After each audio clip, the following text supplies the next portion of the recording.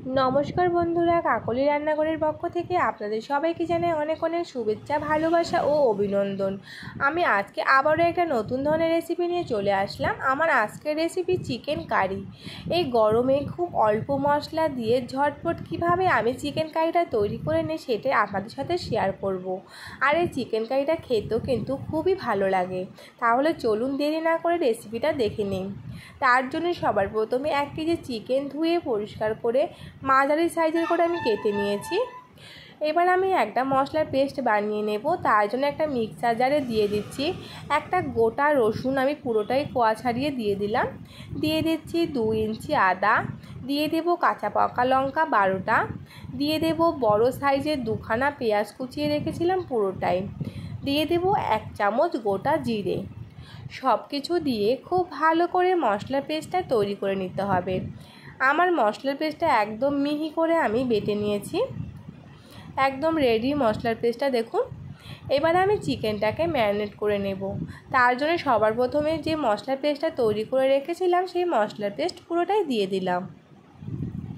এবার আমি দিয়ে দেব ফ্যাটানো টক দই। এখানে 6 চামচ টক দই ফেটিয়ে রেখেছিলাম, পুরোটাই দিয়ে দিয়েছি। দিয়ে দিচ্ছি 1 চামচ হলুদ গুঁড়ো, দিয়ে দেব 1 চামচ নুন, আর দিয়ে দেব বেশ কিছুটা কাঁচা সরিষার তেল। এখানে 9 থেকে 10 চামচের মতন কাঁচা সরিষার তেল হবে। সব কিছু দিয়ে খুব ভালো করে হাতের সাহায্যে চিকেনটাকে মেখে নেব, যাতে করে চিকেনের গায়ে খুব ভালো করে মশলাটা ঢুকে যায়। এভাবে কাঁচা চিকেন ম্যারিনেট করে রান্না করলে বন্ধুরা খেতে কিন্তু দুর্দান্ত লাগে। তাই বন্ধুরা তোমরা কিন্তু এই রেসিপিটা দেখে একবার অবশ্যই ট্রাই করো। এবার আমি এর মধ্যে কেটে রাখা আলুর টুকরো দিয়ে দিলাম। আলুটা কিন্তু কাঁচাই ব্যবহার করছি। আলুটাকে দিয়ে আবারও খুব ভালো করে মেখে নিচ্ছি। এবার এই চিকেনটাকে আমি 1 থেকে 1.5 ঘন্টার জন্য রেস্টে রেখে দেব। আমি 1.5 ঘন্টা পর ফেরত এসেছি। কড়াইতে তেল গরম বসিয়ে দিলাম। এখানে সরিষার তেলে আমি রান্নাটা করব। তেলটা গরম হয়ে গেছে। ফোড়নের জন্য দিয়ে দিলাম দারচিনি, এলাচ, লবঙ্গ, তেজপাতা আর গোটা জিরে। ফোড়নটাকে একটু সামান্য ভেজে নিতে হবে, যাতে করে ফোড়নের থেকে ভালো গন্ধ ছাড়তে আরম্ভ করে। এবার আমি এর মধ্যে দিয়ে দেব কুচানো পেঁয়াজ। এখানে বড় সাইজের 2টো পেঁয়াজ কুচিয়ে রেখেছিলাম, পুরোটাই দিয়ে দিলাম। পেঁয়াজটাকে একটু হালকা নেড়েচেড়ে ভেজে নেব। পেঁয়াজটা একটু হালকা নেড়েচেড়ে এর মধ্যে আমি দিয়ে দিচ্ছি একটু চিনি। এখানে 1/2 চামচেরও কম চিনি দিয়ে দিলাম।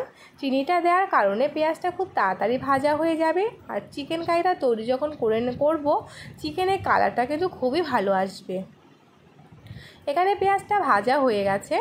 এবার আমি এর মধ্যে দিয়ে দেব একটা বড় সাইজের পেস্ট করে রাখা টমেটো। টমেটোটাকে দিয়ে আমি 5 মিনিটের জন্য কষিয়ে নেব। এতে করে টমেটোর কাঁচা গন্ধটাও চলে যাবে। দেখুন টমেটো থেকে তেল ছাড়তে আরম্ভ করেছে।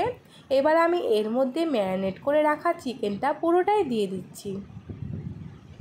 চিকেনটাকে দিয়ে আমি গ্যাসের ফ্লেমটাকে মিডিয়ামে রেখে 10 মিনিটের জন্য চাপা ঢাকা না দিয়েই ভালো করে কষিয়ে নেব। এতে করে চিকেনের যে মধ্যে যে কাঁচা মশলাটা আছে এটা কষানো হয়ে যাবে, আর চিকেনের কাঁচা গন্ধটাও চলে যাবে। 10 মিনিট পর দেখুন চিকেনের থেকে জল ছাড়তে আরম্ভ করেছে। এবার আমি এটাকে 10 মিনিটের জন্য গ্যাসের ফ্লেম লোতে রেখে ঢাকা দিয়ে দেব। মাঝে মধ্যে 1 বার 2 বার নেড়েচেড়ে দিতে হবে। 10 মিনিট পর আমি ঢাকাটা তুলে দেখে নেব চিকেনটা কতটা সেদ্ধ হয়েছে। দেখুন চিকেনটা অনেকটাই সেদ্ধ হয়ে গেছে, আর চিকেন থেকে অনেকটাই জল বেরিয়ে গেছে।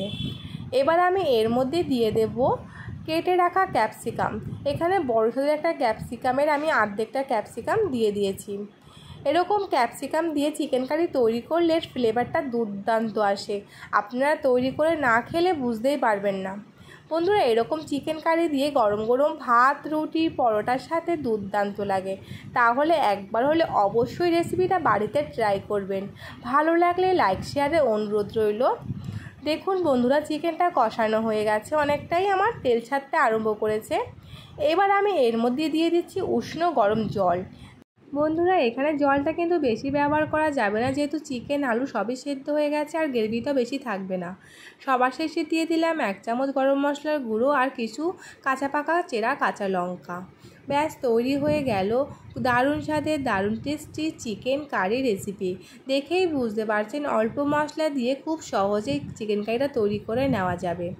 আজকের আমার এই রেসিপিটা কেমন লেগেছে সেটা কিন্তু ভালো লাগলে অবশ্যই কমেন্টে জানাবেন।